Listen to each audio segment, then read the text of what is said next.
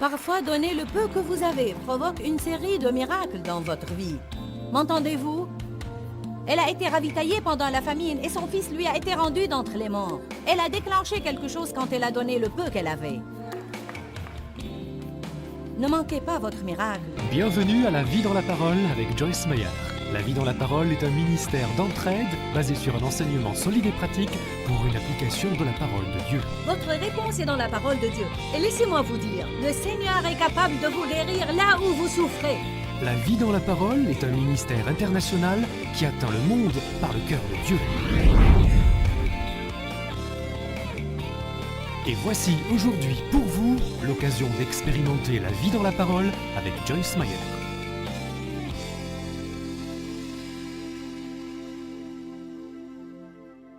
Éphésiens chapitre 2 verset 10. Car nous sommes son ouvrage, ayant été récréés en Jésus-Christ, nés de nouveau. Pourquoi? Pour qu'on puisse faire toutes les bonnes œuvres que Dieu a prédestinées et préparées d'avance pour nous, pour cheminer les voies qu'il a préparées d'avance pour qu'on s'y engage, pour vivre la bonne vie qu'il a prévue et préparée d'avance pour qu'on la vive. Cela signifie qu'il y a une bonne vie qui est à notre disposition. Mais quel est le chemin pour y parvenir? Les bonnes œuvres que Dieu a préparées pour qu'on les pratique. Si on pratiquait les bonnes œuvres qu'il nous dit de faire, on s'engagerait en plein milieu du bon plan que Dieu a pour notre vie. Qui de vous a saisi cela? Si les bonnes œuvres sont le chemin de la bonne vie, je ferais mieux me consacrer aux bonnes œuvres si je veux avoir la bonne vie. Dites avec moi, dites, les bonnes œuvres sont le chemin de la bonne vie que je recherchais. Dieu soit loué. Galates 6, 10. Soyez attentifs à pratiquer le bien envers tous, et surtout envers les frères en la foi. Vous trouverez toujours quelqu'un qui a besoin d'un petit quelque chose, d'un petit coup de main, d'être déposé quelque part, d'un encouragement, d'un sourire, d'un peu d'argent. Soyez attentifs aux manières dont vous pouvez être une bénédiction. 1 Pierre 2,12 nous dit d'avoir au milieu des païens une bonne conduite afin qu'ils remarquent nos bonnes œuvres et sachent que Dieu est vrai. Et on lit dans Matthieu que votre lumière brille ainsi devant les hommes afin qu'ils voient vos bonnes œuvres et qu'ils glorifient votre Père qui est dans les cieux. Ce n'est donc pas déplacé que le monde voit nos bonnes œuvres. On ne doit pas cacher tout ce qu'on fait, mais on en revient à nos raisons. Si ma motivation est qu'il me voit, alors c'est faux. Mais si on me voit faire du bien à quelqu'un et ma motivation est correcte, alors c'est bien que le monde voit le bien. Savez-vous pourquoi? Parce qu'il n'y a pas beaucoup de bien qui sert au monde d'exemple. Que pensez-vous se produira-t-il si chaque membre du corps du Christ commençait à être bon aux autres? Le service et l'humilité. Une des raisons pour laquelle les gens ne peuvent pas servir est la fierté. Je suis trop important pour ça. Je ne peux pas faire ça. Le fait que Jésus lui lave les pieds gênait Pierre. Surtout s'il allait devoir suivre l'exemple, parce que Pierre en fait manquait d'humilité. Saviez-vous que Pierre avait un problème de fierté? Regardons rapidement 3 écritures. Matthieu 16.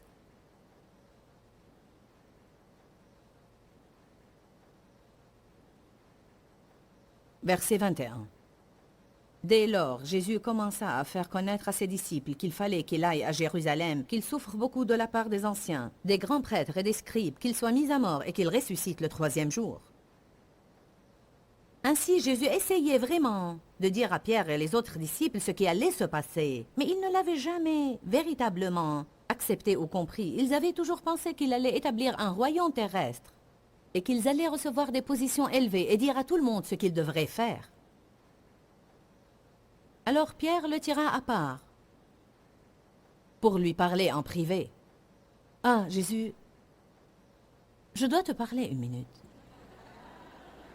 Et il s'est mis à le réprimander sévèrement en disant « À Dieu ne plaise, Seigneur, non, cela ne t'arrivera pas. Puis-je vous suggérer que je ne crois pas que Pierre ait été excessivement inquiet pour Jésus plus qu'il ne l'était pour lui-même? Il savait que si Jésus allait souffrir, puisqu'il l'accompagnait, il risquait bien d'en faire partie. Mais Jésus, se retournant, dit à Pierre, « Arrière de moi, Satan, tu mets en scandale, une offense, un obstacle et un piège, car tu ne t'occupes pas de ce qui se rapporte à la nature et la qualité de Dieu, mais celle des hommes. » Alors Jésus dit à ses disciples, « Si quelqu'un a l'intention d'être mon disciple, qu'il renonce à lui-même, qu'il se perde de vue, et s'oublie lui-même et ses propres intérêts, et qu'il se charge de sa croix et qu'il me suive. » Verset 25, « Car celui qui voudra sauver sa vie terrestre, temporelle, celui qui veut sauvegarder son confort et sa sécurité ici, perdra la vie éternelle. Mais celui qui est prêt à perdre sa vie, son confort et sa sécurité ici, à cause de moi, trouvera la vie éternelle. » Amen. Allez à Matthieu 26, verset 33.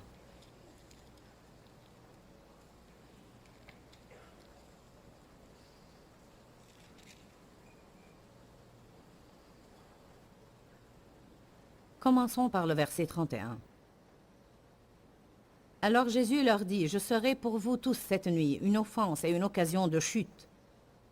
Vous allez tous tomber à cause de moi et me déserter, car il est écrit, je frapperai le berger et les brebis du troupeau seront dispersées. Mais après que je serai ressuscité, je vous précéderai en Galilée. » Pierre, prenant la parole, lui dit, « Même si tous tombent et te désertent, et même si tu étais pour tous une offense et une occasion de chute, tu ne le seras jamais pour moi. »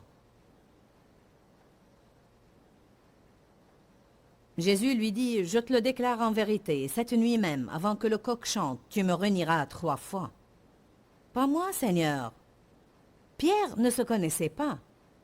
Il avait de lui-même une plus haute opinion qu'il ne le devait. Il avait un problème de fierté. La fierté est un gros problème. La fierté nous empêchera de faire les petites choses. Le ministère des petites choses. Beaucoup de personnes veulent faire de grandes choses, mais la vraie vie se trouve dans les petites choses. Le mariage reste fort parce que le couple ne cesse jamais de faire les petites choses. Beaucoup de mariages qui tombent en ruine aujourd'hui ou qui sont déjà tombés en ruine le sont parce que quelqu'un a décidé que les petites choses n'étaient pas importantes. Je vous le dis encore, ce sont les petites choses qui forment réellement la vie, pas les grandes choses. Ce sont les petites choses que les gens font pour vous qui parfois signifient le plus. Un sourire, une courtoisie, une petite gentillesse. Prendre le temps de vraiment écouter. Ne détestez-vous pas quand quelqu'un feigne de vous écouter et vous devinez qu'il veut s'éloigner de vous? Luc 19, 17 dit, « Ceux qui sont fidèles en peu de choses reçoivent autorité spirituelle et seront gouverneurs sur beaucoup. » Quand je pense à ces petites choses au sujet desquelles Dieu m'a appris à être fidèle, comme remettre mon chariot du supermarché à sa place, des petites choses. Et pourquoi je le ferai? Personne d'autre ne le fait. Dieu veut qu'on fasse les choses que personne d'autre ne fait. Pourquoi? Parce que si c'était mon magasin, j'aurais voulu que les gens le fassent. Quand j'ai pris des produits dans mon panier et le temps d'arriver à la caisse, j'ai décidé de ne plus les prendre, de ne pas les mettre n'importe où dans le magasin, mais aller les remettre là où je les ai pris. Je ne voulais pas le faire. Pourquoi? Parce que j'étais prête pour partir. J'avais mon plan. Que quelqu'un d'autre les remette. Et Dieu me dit toujours, « Tu souhaiterais cela si c'était ton magasin? Ou si tu étais la propriétaire de l'hôtel? Si c'était ton hôtel, tu voudrais que les gens laissent les lumières de leur chambre allumées quand ils sortaient toute la journée sans souci pour la facture de l'électricité? Une des raisons pour lesquelles nous avons des prix élevés est de notre propre faute. Ce n'est pas uniquement de notre faute, mais en partie. Tout ce que vous voulez que les hommes fassent pour vous, faites-le pour eux. Jésus allait de lieu en lieu, faisant du bien. Et ils étaient absolument saisis d'étonnement sur son autorité spirituelle. Je pourrais vous emmener à 2 endroits dans la Bible, l'un dans Matthieu 7 et l'autre dans Matthieu 8, où la parole dit « Ils étaient dans le plus grand étonnement, car il enseignait un homme qui a autorité. » Quand il menaça le vent et les flots, ils furent saisis d'étonnement sur cette autorité qu'il avait. D'où lui venait l'autorité? Tu dis, il était le Fils de Dieu, toi aussi. Où est ton autorité? Je vous suggère qu'elle est dans les bonnes œuvres. faites pour les bonnes raisons. Bonnes œuvres faites pour glorifier Dieu. Aidez quelqu'un juste parce que vous prenez ça à cœur. Donnez à quelqu'un juste parce que vous avez un cœur plein de compassion. Ne rien attendre de retour. Ne pas donner avec l'attitude qu'on vous doit quelque chose. Le faire comme servant le Seigneur parce que vous croyez que c'est ce que Jésus ferait s'il était là. Y a-t-il quelqu'un dans cette salle aujourd'hui qui de vous peut dire quelle différence majeure ça ferait dans le corps du Christ si chaque chrétien commençait à se comporter comme je prêche ici aujourd'hui?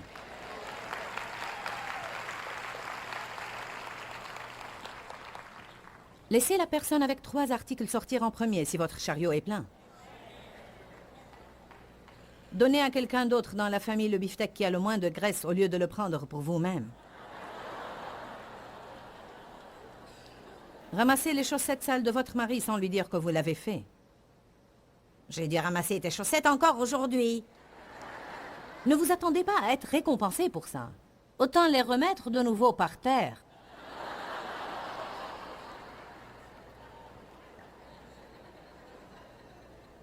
Amen. Nous avons ces penderies dont la lumière s'allume quand on en ouvre les portes. Chacun a sa penderie, car je ne le veux pas dans la mienne. Et lui non plus. Il m'a dit une nuit, vous savez, Dave aime toujours me corriger. Je suppose que c'est un truc d'homme. Mais il m'a dit une nuit, tu dois fermer la porte de ta penderie et ne pas laisser la lumière allumée. Cette lumière devient chaude là-dedans et ça réchauffe la chambre. Il faut fermer cette porte. Donc j'ai commencé à fermer ma porte et à chaque fois que je passais près de sa penderie, la porte était ouverte. Pas 1 ou 2 fois, je la trouve ouverte tout le temps. Non, tu restes en bas, je n'ai pas le temps pour toi.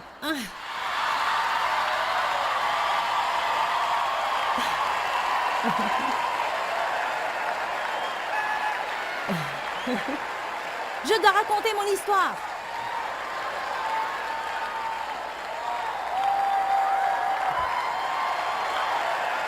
Ils veulent tous entendre ceci. Non, non, non, non.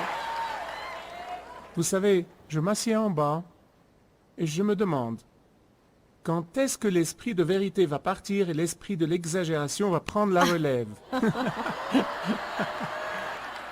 Parce que cela se produit immanquablement. Pas du tout. Au revoir, Pierre.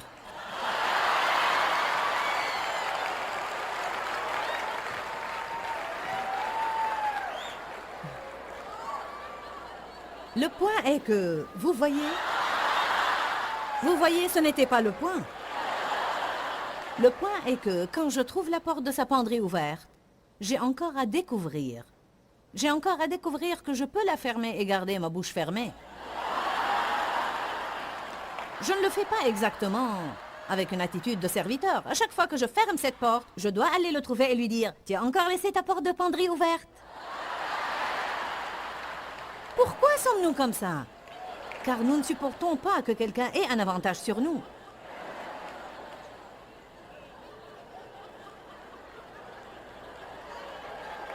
Qui trouve difficile quand vous avez fait quelque chose pour quelqu'un de ne pas lui dire que vous l'avez fait? Particulièrement quand c'est une chose qui vous est déplaisante. Ah, j'ai encore dû faire ceci. Bon, Jésus a fait beaucoup de petites choses ainsi que de grandes choses. Je veux vous dire, je crois que faire de petites choses, c'est ce qui vous permet de faire les grandes choses. Saisissez ça aujourd'hui.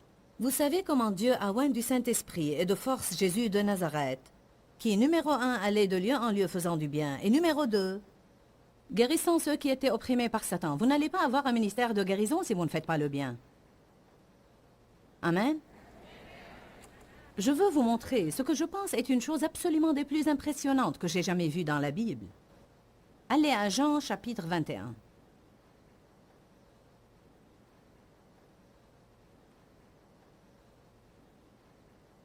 Là, Jésus a déjà été ressuscité d'entre les morts. C'est après la résurrection. Quelles seraient certaines de ses premières actions en tant que Seigneur ressuscité? Après cela, Jésus se montra encore aux disciples sur les bords de la mer de Tibériade, et voici de quelle manière il se montra. Simon-Pierre, Thomas, Nathanaël de Cana en Galilée, les fils de Zébédée et 2 autres disciples de Jésus étaient ensemble. Verset 3. Simon-Pierre leur dit « Je vais pêcher ».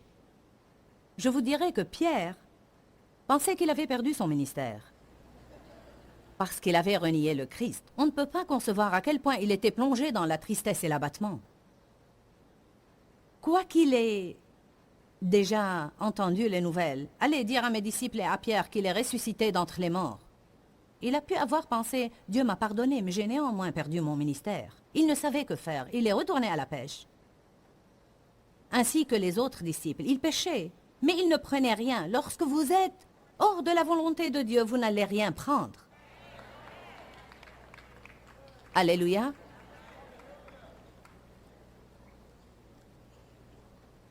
J'ai essayé d'être secrétaire. Ce n'était pas une bonne chose, car ce n'était pas ma vocation. Simon-Pierre leur dit « Je vais pêcher ». Ils lui dirent « Nous allons avec toi ». Ils sortirent et montèrent dans une barque, et cette nuit-là, ils ne prirent rien. Verset 4. Le matin étant venu, Jésus se trouva sur le rivage. Mais les disciples ne savaient pas que c'était Jésus. J'ai lu ce passage la semaine dernière, et j'ai vu une chose à laquelle je n'avais pas prêté beaucoup d'attention auparavant. J'ai pensé, n'est-ce pas navrant que Jésus soit venu au milieu d'eux et qu'il n'ait pas su que c'était Jésus? Je vais vous donner un exemple de combien infiniment Dieu se soucie de chacun de nous. J'aime manger de la gelée de fruits parfois la nuit. De la gelée sans graisse et sans sucre. Aucune calorie, 20 calories par once ou presque. Ce n'est pas censé faire grossir, et donc j'aime la gelée. Ma gouvernante m'en prépare et j'aime la gelée rouge. Je lui ai dit, je veux de la gelée rouge. Je ne veux pas d'autre couleur, seulement rouge. Mais un beau jour, juste comme ça, sans aucune raison apparente, j'ai pensé, j'aimerais bien manger aujourd'hui une gelée orange. Ma mère faisait de la gelée orange et de la gelée citron quand j'étais petite. Je me suis rappelée de cette gelée orange et j'ai pensé, je voudrais une gelée orange. J'allais appeler ma gouvernante et le lui dire, mais j'ai oublié. Ce soir-là, quand je suis rentrée et je me suis installée, je suis allée prendre une gelée. Merveille des merveilles, c'était de la gelée orange.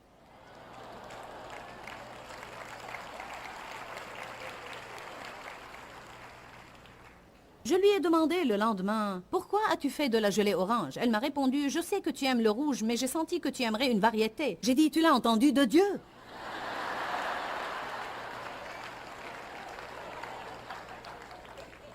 Mais le savez-vous, c'est une petite chose. Dites tous une petite chose.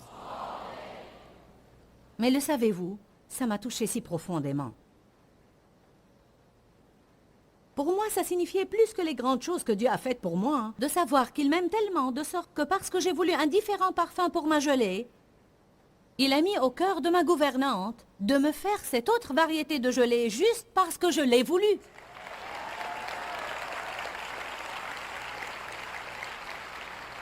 Mais il aurait pu y avoir un temps dans ma vie où j'aurais dit, quelle coïncidence! Ah! J'aurais bien pu avoir la même réaction qu'eux. Jésus est venu se tenir au milieu d'eux et ils n'ont pas su que c'était Jésus. La vie peut devenir si passionnante si l'on priait. Jésus, quand tu passes par moi, je veux savoir que c'est toi. Je veux te voir à l'œuvre et je veux rendre le mérite à qui le mérite est dû. Je ne veux pas du tout l'attribuer à la coïncidence ou même au hasard. Parce que non seulement il est le Dieu des grandes choses, mais il est particulièrement le Dieu des petites choses. Et rappelez-vous, ce sont les petites choses qui font vraiment la différence dans la vie. Il y a ici des gens qui pensent que si vous ne pouvez pas faire de grandes choses, vous ne ferez rien. Et vous avez totalement raté votre ministère. Pourquoi poursuivons-nous toujours le grand ceci, le grand cela, la grande collecte, le grand prédicateur, la grande conférence et la grande église? Ne dédaigne pas le jour des modestes débuts. Si tu ne t'occupes pas des petites choses, elles ne grandiront jamais. Si tu n'as que peu de choses à donner, donne de ton peu. La veuve affamée a donné son dernier repas et son huile au prophète Élie. Et elle a mangé au long de la famine. Non seulement ça, mais quand son fils est mort, Élie était là pour le ressusciter. Si elle n'avait pas pris soin d'Élie, son garçon serait mort. Allez. Parfois, donner le peu que vous avez provoque une série de miracles dans votre vie. M'entendez-vous? Elle a été ravitaillée pendant la famine et son fils lui a été rendu d'entre les morts. Elle a déclenché quelque chose quand elle a donné le peu qu'elle avait. Ne manquez pas votre miracle en pensant que Dieu n'est intéressé que par les grandes choses. Jean 21, 5, Jésus leur dit: « Et les enfants, n'avez-vous rien à manger? N'avez-vous rien pris qui aille avec votre pain? » Ils lui dirent non. Il leur dit: « Jetez le filet du côté droit de la barque. » N'est-ce pas là une profonde question? On n'a pas le temps d'en parler, mais c'était plus que de faire la pêche du côté gauche ou droit de la barque. Ils jetèrent donc le filet et ils ne pouvaient plus le retirer à cause de la tempête.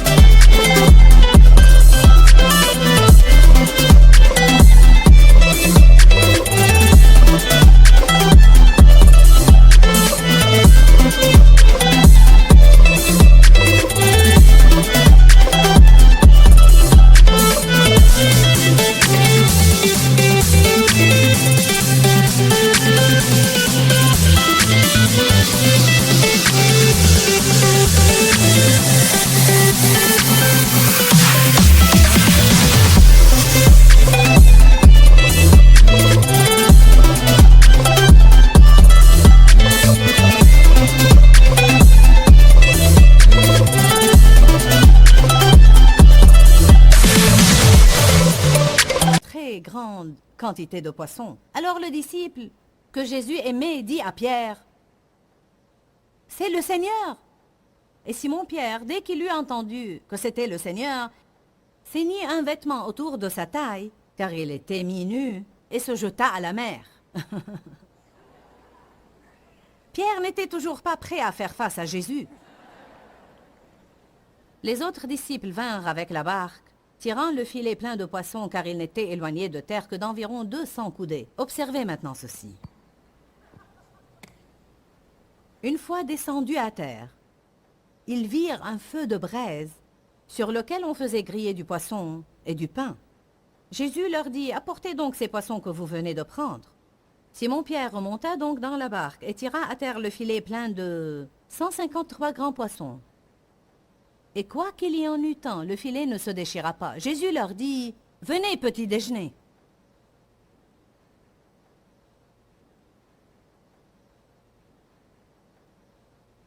Jésus,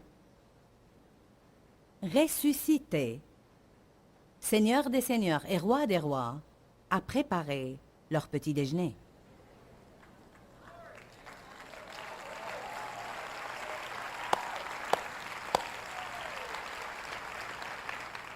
Il a fait un feu, il a pris du pain, il a fait griller les poissons, il a préparé la table et il a dit: « Venez prendre le petit déjeuner. » Il n'a pas mentionné leurs erreurs, il n'a pas signalé leurs défauts, il ne les leur a pas lancés, il ne les a pas fait se sentir fautifs ni coupables, il n'a jamais mentionné quoi que ce soit de ce qu'il a fait pour eux. Mais en tant que Seigneur ressuscité et Sauveur, il leur lavait encore les pieds. La puissance de la serviette. Alléluia!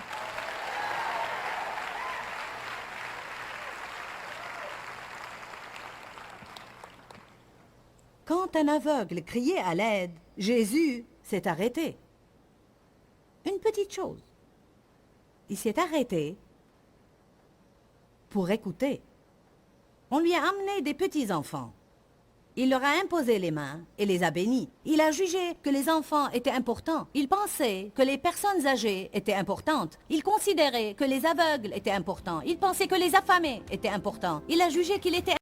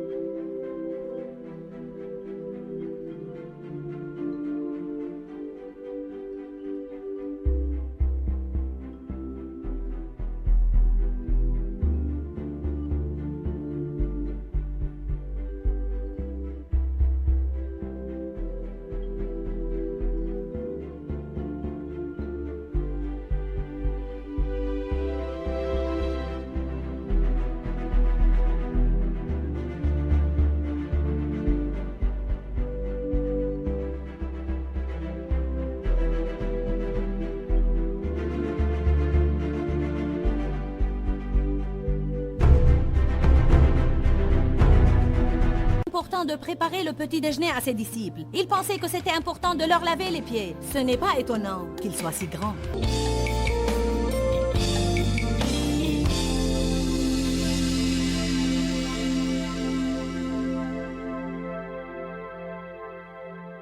Je crois que l'une des plus grandes erreurs qu'on puisse faire est de penser que les petites choses ont une petite valeur.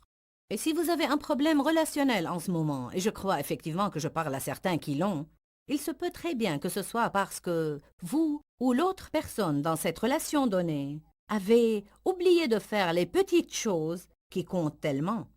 Je vais vous donner un exemple. Dire merci peut être une petite chose, mais quelle grande différence ça fait dans les rapports. Dire « s'il te plaît » peut être une petite chose, mais quelle grande différence ça fait dans les rapports. Je crois également que dans notre rapport avec Dieu, la Bible dit que ce sont les petits renards qui ravagent les vignes. Et je crois que souvent, c'est les petits compromis qui finissent par ruiner nos vies. C'est ce qu'on appelle en général les petites désobéissances, quoique les petites désobéissances n'existent pas. Mais parfois on raisonne, c'est une petite chose, ça ne fait rien. Et puis ce peu de choses devient grand-chose et soudain on a de grands problèmes et on se demande d'où ça nous vient. Je vous dis qu'on doit vraiment faire attention à ces petites choses dans la vie. En fait, je crois que les petits compliments, les petites choses qu'on dit aux gens qui les encouragent ou qui les font mieux se sentir en tant que personne, encore une fois, font toute la différence dans nos rapports, et non seulement dans nos rapports. Mais écoutez-moi, quand on établit un nouveau contact avec d'autres personnes par les petites choses, elles font une grande différence dans leur vie, mais aussi une grande différence dans la nôtre. Parce que lorsqu'on essaye d'aider les gens, cela augmente notre joie. Dis-leur que je les aime. Dans ce livret, Joyce Meyer donne une révélation de l'amour de Dieu pour nous.